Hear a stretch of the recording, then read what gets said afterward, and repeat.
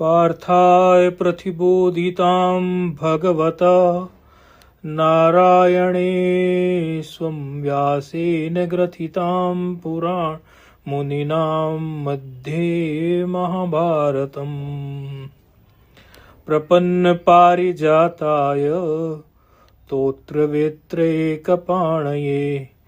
ज्ञानमुद्राय कृष्णाय गीतामृतदुहे नमः।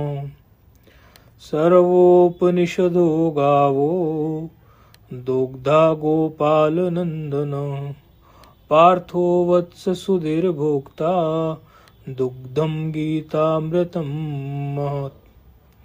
वसुदेवसुतं देवं कंसचाणूरमर्दनं देवकी परमानन्दं कृष्णं वन्दे जगद्गुरुम्। ॐ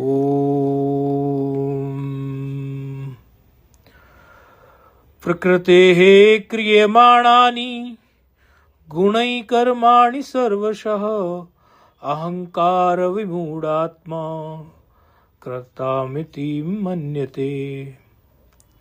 प्रकृतेः क्रियमाणानि गुणैः कर्माणि सर्वशः अहंकार विमूढात्मा कर्ताहमिति मन्यते। तत्त्ववित्तु महाबाहो गुणकर्म विभागयोः गुणागुणेषु वर्तन्त इति मत्वा न सज्जते। तत्त्ववित्तु महाबाहो गुणकर्म विभागयोः गुणागुणेषु वर्तन्त इति मत्वा न सज्जते। सामान्य अर्थ यदि इन श्लोक का देखें 27वें का और 28वें का,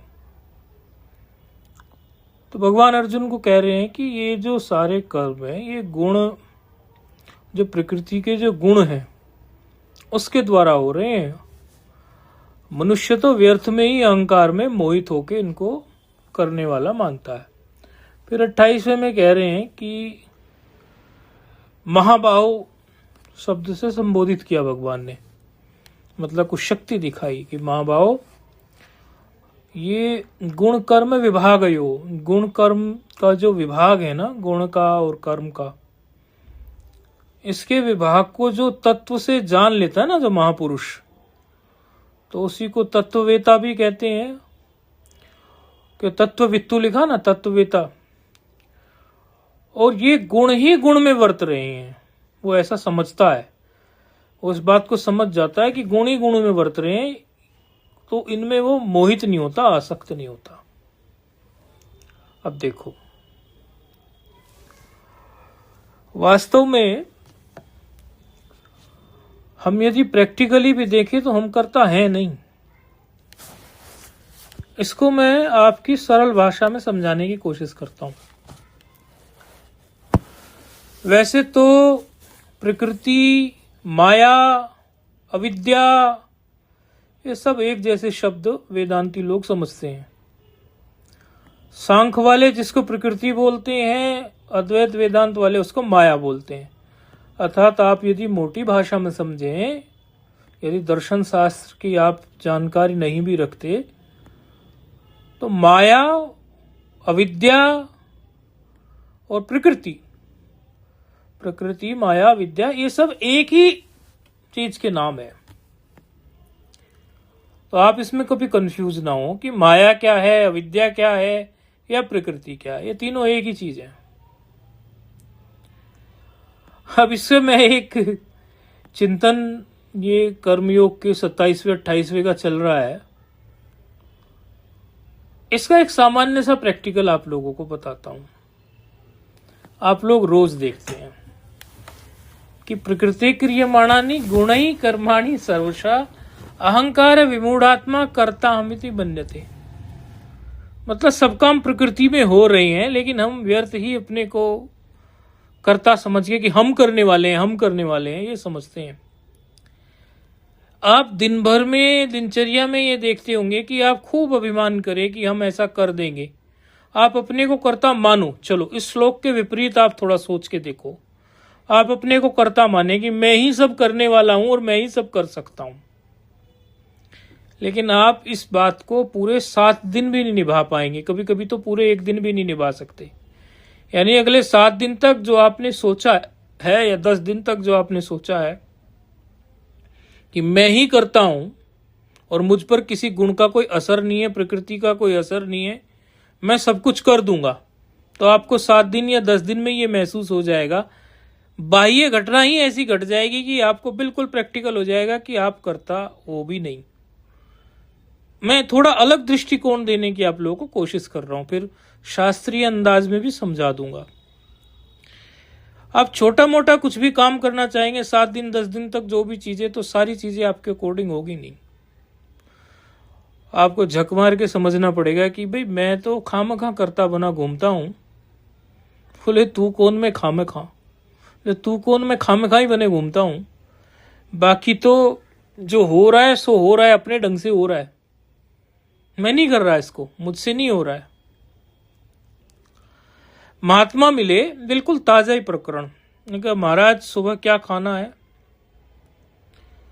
अरे बोले एक काम करते हैं, बड़े दिन से बोर हो गए, आप एक काम करो, सेवक को बोलो कल सुबह थोड़ा आलू का पराठा बन जाए और थोड़ी सी टमाटर वमाटर की कुछ मिर्च विर्च डाल के चटनी बन जाए, थोड़ा टेस्ट चेंज हो जाए, और गर्मा गर्म में तो चाय मिल जाए, थोड़ी दही मिल जाए, पराठा हो जाए, थोड़ी दही हो जाए, थोड़ी चटनी हो जाए। तो ठीक है महाराज, ये कौन सी बड़ी बात है, ये तो सुबह सेवक हमारे पास उपलब्ध है, सुबह सेवक को कहेंगे एकदम बन जाएगा, पराठा बन जाएगा, गर्मा गर्म पराठा खाओ। और रात को विचार करके सोए कि सुबह पराठा, थोड़ी चटनी, थोड़ी दही या तो चाय, कुछ एक चीज पराठे के साथ लेंगे। अब सुबह देखते हैं कि सेवक को ही बुखार हो गया, ऐसा बुखार कि सुबह सुबह ही सेवक का, महाराज हम तो असमर्थ हैं कुछ भी बनाने में। अब या तो आप ये रात को सोच के बैठे कि हम तो महाराज को भोजन करा देंगे, स्वयं भी कर लेंगे, और सुबह आपके हाथ से बात निकल गई कि आपको स्वयं भी 2 रोटी मिलने का कोई व्यवस्था नहीं है। पराठा तो छोड़ दो, कोई चावल भात दाल रोटी कुछ भी किसी भी तरह का मिलने की कोई व्यवस्था नहीं है। रात को आप करता थे, करने वाले थे, करवाने वाले थे, और खिलाने वाले थे और खाने वाले थे, ऐसा विचार किया। लेकिन सुबह क्या घटना घटी, आपको कुछ हाथ नहीं आया, टूट गया भ्रम, टूट गया अहंकार।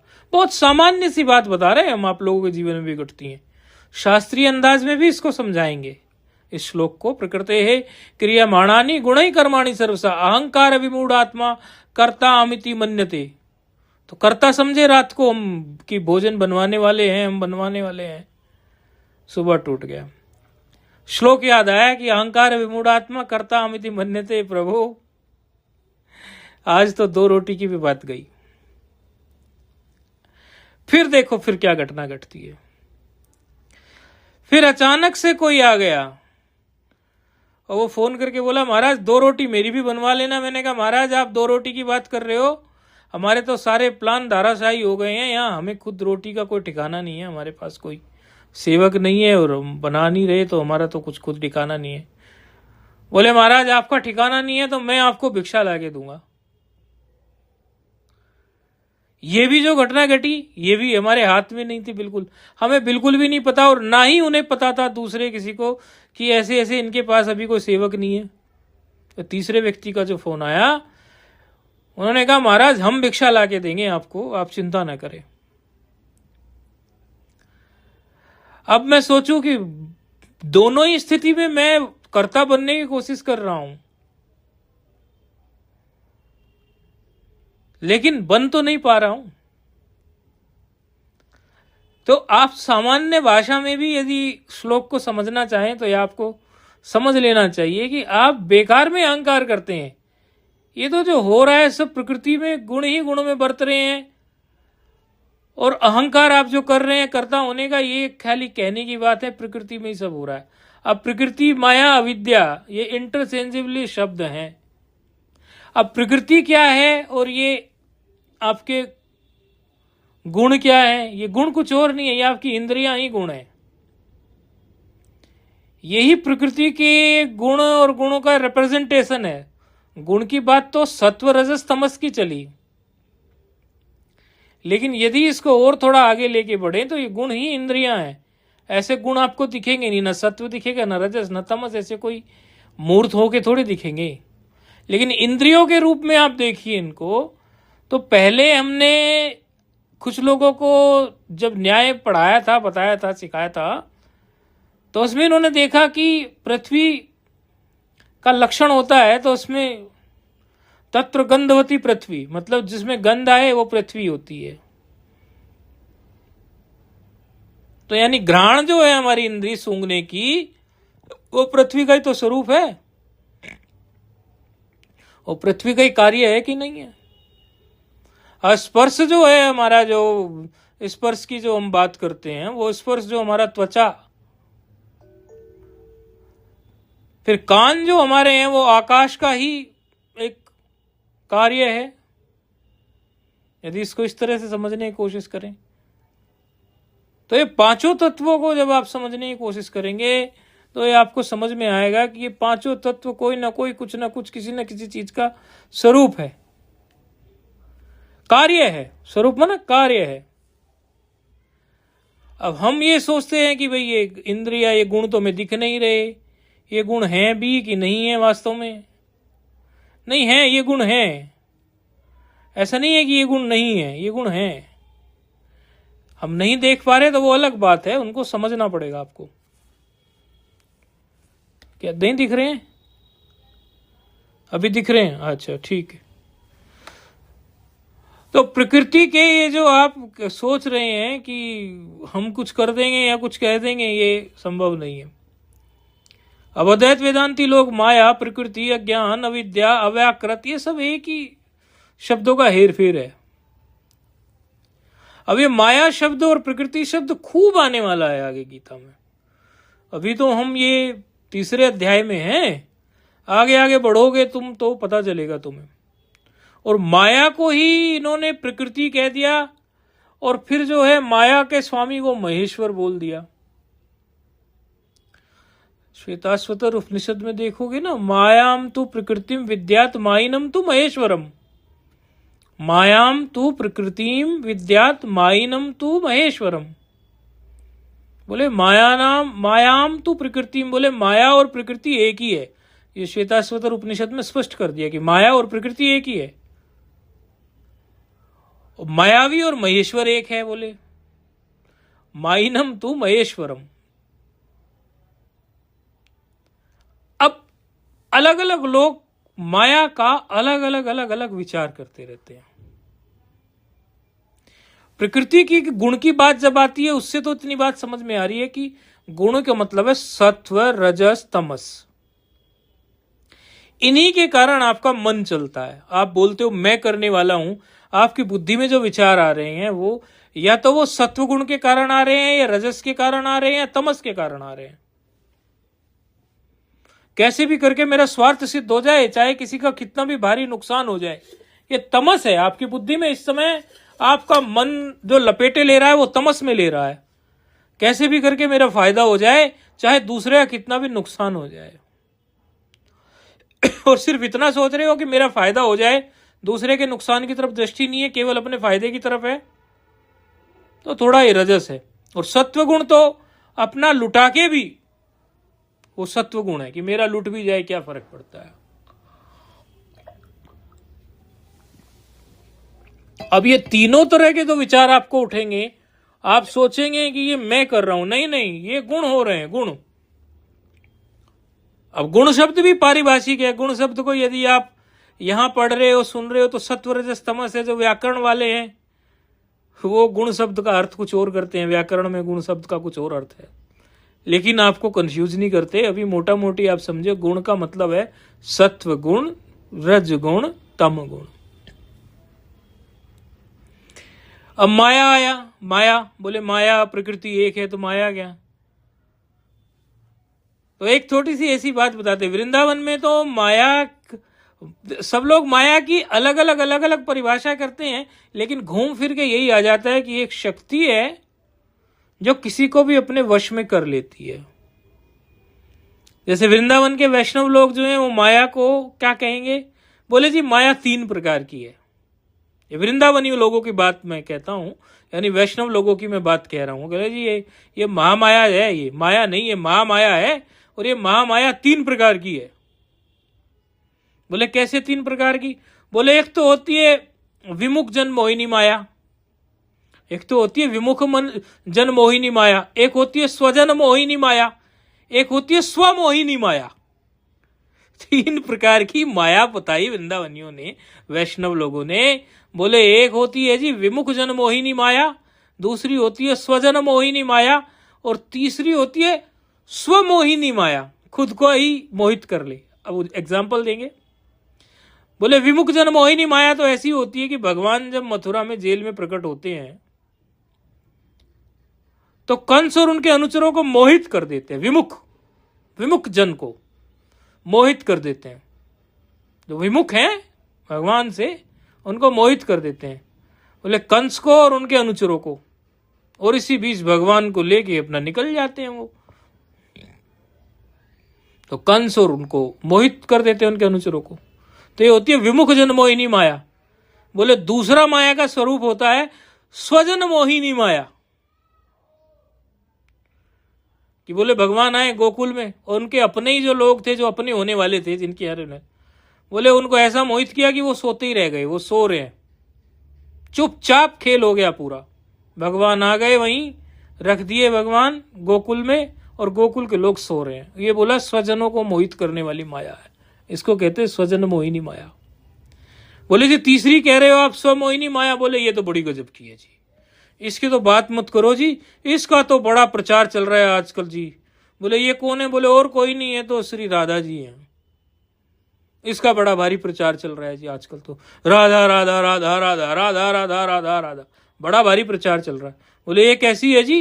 बोले ये स्वमोहिनी माया है। बोले इसका क्या उदाहरण है? बोले देखो जी, भगवान रासलीला करते हैं, और रासलीला करते करते करते करते अंतर ध्यान हो जाते हैं। अंतर ध्यान होने के बाद जो है सारी सखियां कहती हैं कि भगवान कहाँ गए, कहाँ गए हमारे कृष्ण, कृष्ण कृष्ण कहाँ गए? बोले यहीं कहीं जाएंगे। कहाँ? यहीं कहीं कुंज में छिप गए होंगे। राधा रानी बोली बोले यहीं कहीं कुंज में छिपे होंगे, जाएंगे तो कहाँ जाएंगे? चलो इन कुंजों को ही घेर लो, चारों तरफ से सखियो मिलके इन कुंजों को घेरो, यहीं मिलेंगे कृष्ण।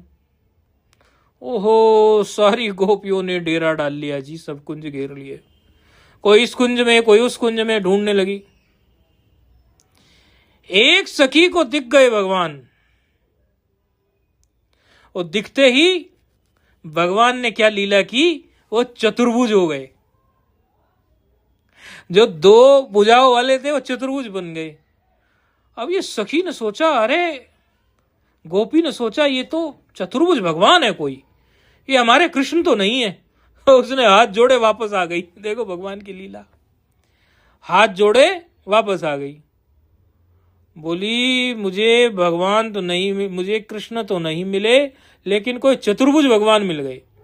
कृष्ण नहीं मिले, हमारे लाला नहीं मिले, कृष्ण नहीं मिले, लेकिन कोई चतुर्भुज मिल गए।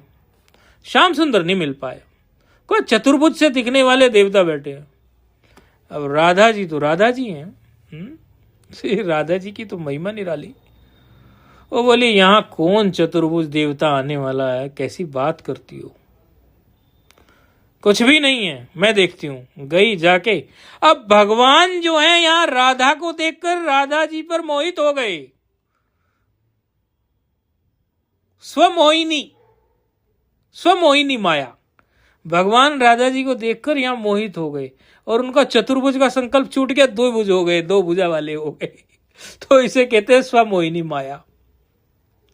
तो ये तो वृंदावनियों की, वैष्णवों की माया है। बाकी माया को प्रकृति भी कहा, और सबकी जो है कारणभूत भी इस तरह से कहा उन्होंने।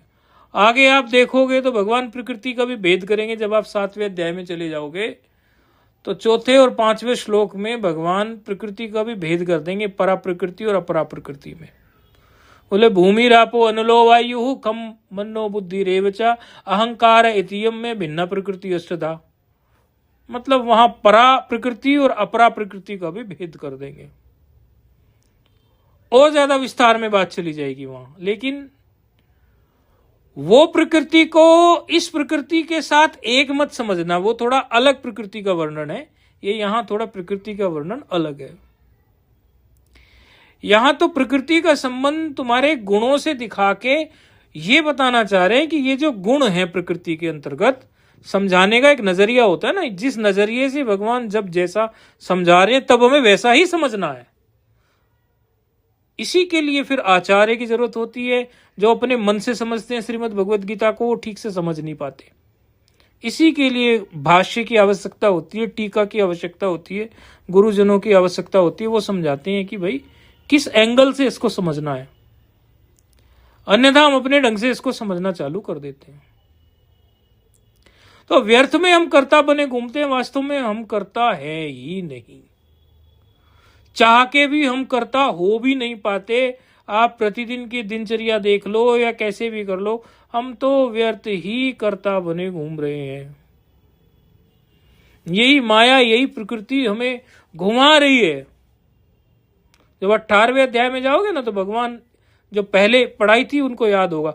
61वें श्लोक में भगवान ने कह दी बात, बोले ईश्वर सर्वभूतानि हृदय से अर्जुन तिष्ठति भ्राम्यन सर्वभूतानि यंत्र रूढ़ानी मायया।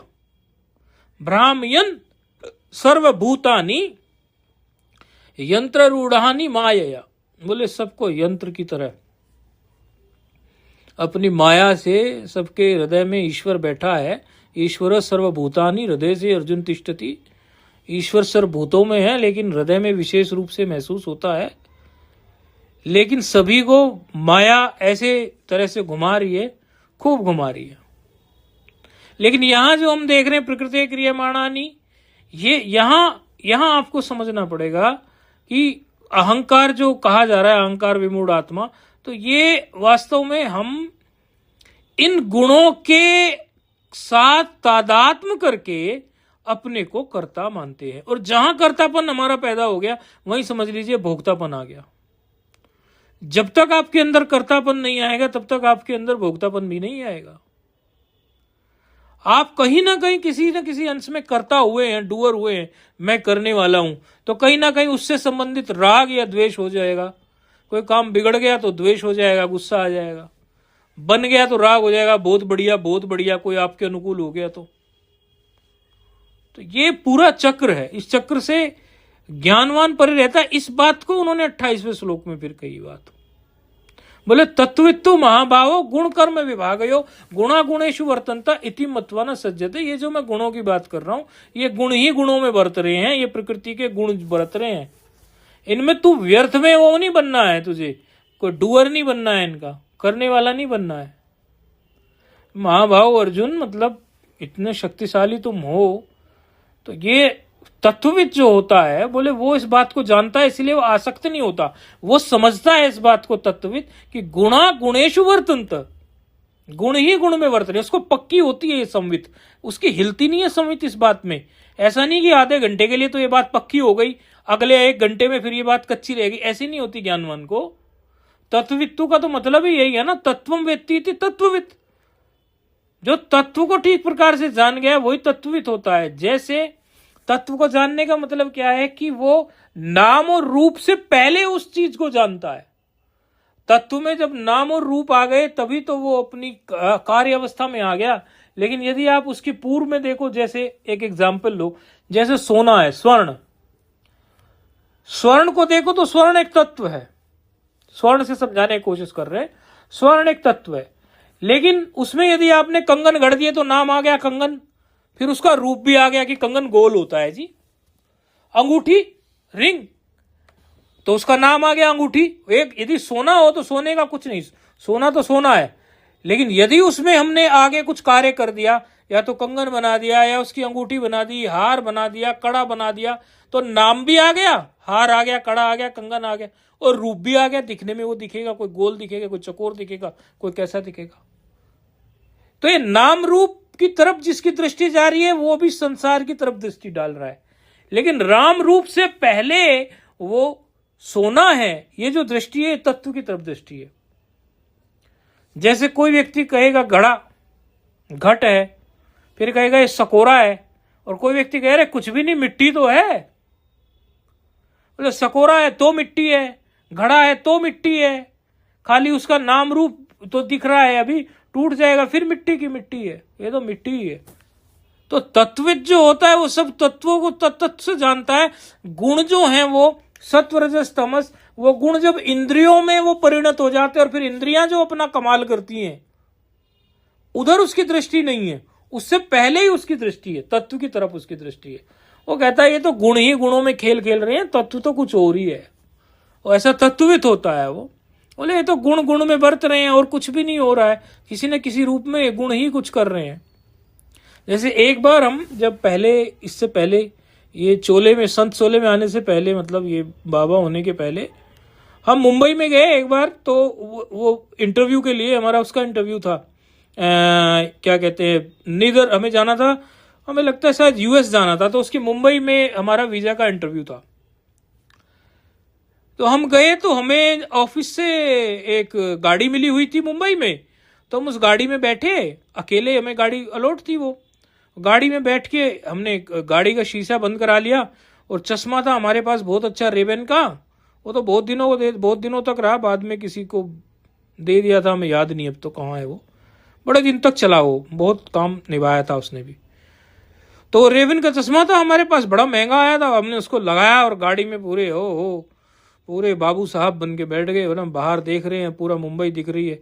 तो मुंबई बड़ी सुंदर है, बोले लेकिन क्या करे मुंबई, तो ये हमें क्या काली काली नजर आ रही है। अब चश्मा काला है तो मुंबई काली नजर आएगी ना, छाया छाया लग रही है, और ऊपर से एसी ऑन है। तो बाहर हम कह रहे ड्राइवर से, मैंने कहा मौसम यहाँ का ठीक है, बोले सर एसी ऑन है, शीशा अभी खोलता हूं तो बाहर ह्यूमिडिटी बहुत है, बहुत ह्यूमिडिटी है। तो ये क्या हुआ, ये खाली जो हमने चश्मे से दुनिया देखी, ये वास्तविक दुनिया नहीं थी, ये चश्मे के गुण स्वरूप से कारण ये इसका अलग ही एक प्रकार हमें दिख रहा था, और एसी ऑन था, बाहर की परिस्थिति हमें नहीं। तो ये हमारा देखने में ये जो हो रहा था, ये अपने तरह से अलग ही गुण में बरत रहे थे। हम इसको कहने लगे कि ये सत्य था, ये सत्य तो नहीं था ना, बाहर तो ह्यूमिडिटी थी, बाहर तो दुनिया कुछ और थी। तो गुण ही गुण में बरत रहे हैं, गुणा गुणेषु वर्तन्ते। अब हम सोचने लगे चश्मे से हमें तो काला दिख रहा है, काला दिख रहा है। अब इसी तरह संसार के जितने भी संबंध है, जितने भी आपको दृश्य दिख रहे हैं, ये सब आप अपनी जीवत्व के चश्मे से देख रहे हो। आप अपनी जो है मान्यता से किसी गुण में, सत्व में, रज में, तम में, किसी मिक्सचर में होके आप सब कुछ देख रहे हो। वास्तव में ये वास्तविक नहीं है, लेकिन फिर दिख रहे हमें ऐसी हमारी बुद्धि बन गई है, ऐसे ही हमारा इनके साथ संसर्गाध्यास हो गया है। संसर्गाध्यास के मतलब हो गया इनके साथ हमारा मिलना जुलना हो गया। मिलना जुलना होने से ऐसे ही लगने लगा, अरे भाई एक बात बताओ, आप विवाह के पहले जब तक पंडित ने आपके हाथ में आपकी लाडी का, पत्नी का हाथ नहीं पकड़ाया, हस्तमेल नहीं करवाया, उसके पहले वो किसी की बेटी थी, आप किसी के बेटे थे, और मन में आपने अब सोच लिया हस्तमिलान होती है, मेरे पति है, ये मेरी पत्नी है। आपने मन से ही तो फिर पक्का करते चले गए, करता चले गए। आप उसी को मन से पक्का करते चले गए, मेरी पत्नी है। आप ये सोचो कि किसी बड़े बड़े हॉस्पिटल में जहां बहुत सारे बच्चे होते हैं, यदि वो नर्स आपके बच्चे को उठा के किसी और के बच्चे को दे दे, इतने सा वार्ड में 50 बच्चे एक साथ होते हैं, 100 बच्चे एक साथ पैदा होते हैं, और किसी और के बच्चे को आपको दे दे, और आपके बच्चे को किसी और को दे दे, आपके अंदर यही ममत्व हो जाएगा, यही मेरा बच्चा है, और जीवन भर आप उसको पालते रहे, और एक दिन आपको पता चला कि ये तो आप किसी और का बच्चा पाल रहे थे। आप बताओ मुझे, ये सारा गुणों का गुणों में तो खेल हो रहा है। आप व्यर्थ में ही अपनी मान्यताओं से खिचड़ी पका रहे हैं। पहले हम, जब हमारी बैकग्राउंड कृषि वाली, मतलब गांव की भी रही और शहर की भी रही, तो गांव में जब जमीनें बंटने लगी, तो इतने वर्षों से हम बचपन से जमीन देखते आ रहे थे कि इतने बीघा जमीन ये हमारी है, और उसी जमीन में पानी चलाया, मतलब ट्यूबवेल से जल गया, गेहूं की फसल, गन्ने की फसल होती चली गई। और फिर वो जमीन बंटने का समय आया, ऐसा एक समय आया कि वो जमीन, कोई जमीन किसी को मिल गई, वो कोई जमीन किसी को मिल गई, वो जमीन अलग अलग अलग अलग मिल गई। यानी जिस जमीन में हम बचपन से देखते आ रहे थे, वहीं से मूली उखाड़ के खाते थे, अभी सोचते हैं वो जमीन तो अपनी थी ही नहीं। लेकिन बचपन से देख के उसमें ममत्व हुआ कि ये वाली जमीन ही हमारी है। ये गुण ही गुणों में बरत रहे थे, कुछ हो नहीं रहा था, ये खाली हमारी बुद्धि से हम ऐसा ही सोच के कर रहे थे, लेकिन वास्तव में ये था नहीं ऐसा, ये गुण ही गुण में बरत रहे थे। तो इस संसार में ना तो आप करता हैं, सच पूछो तो, ना ही आप किसी भी चीज को लेके अपने में ऐसा अभिमान पालो। ऐसे ही होने की कोशिश करो जैसे श्रीमद् भगवत गीता तत्वविद के लिए बोल रही है। बोले तत्वविद ये समझता है कि गुण ही गुण में बरत रहे हैं, इससे ज्यादा और कुछ नहीं हो रहा है। तो आप भी ऐसी समझने की कोशिश करो। बार बार बार बार जब श्लोक सामने आएंगे, उसका व्याख्या सामने आएगी, तो कुछ ना कुछ असर तो आप पर भी कर जाएगी। जब बार बार हम सोचेंगे अरे देखो ये तो गुण ही गुण में बरत रहे हैं, ये तो अभी हमें गुस्सा आया तो हमारे अंदर शायद तमस जग गया, रजस जग गया या सत्व जग गया। अरे ये तो हमने श्रीमद् भगवत गीता में हमें तो ये आचार्य जी ने, गुरु जी ने, जो भी आप समझते हैं, प्रभु जी, गुरु जी, महाराज जी, जो अपने मन में आप सोचते हैं, बोले उन्होंने समझाया था कि गुण ही गुण में बरत रहे हैं। ये तो अभी कुछ भी घटना हो रही है तो वो सत्व के कारण हो रही है, रज के कारण हो रही है, तमस के कारण हो रही है। हमारे मन में हम कहते हैं मैं ये करने वाला हूं, मैं ये कर दूंगा, ये आपके अंदर अजीब तरह का रजस आ गया, तमस आ गया, करके ही रहूंगा चाहे कुछ भी हो जाए। और होगा ठीक है, ईश्वर की मर्जी, नहीं होगा कोई बात नहीं, ये सत्व आ गया। वास्तव में तीनों गुण से ही आपके मन ने सारा खेल किया, गुण ही गुण में बरत रहे हैं। लेकिन आप एक अलग ही प्रकार के चश्मे को लगा के सोचने लगो कि दुनिया ऐसी है जैसी आपको दिख रही है। आप अपने ये मानसिक खेल खेलते रहे, इसमें कोई भी दम नहीं है। तो आप समझिए इन बातों को।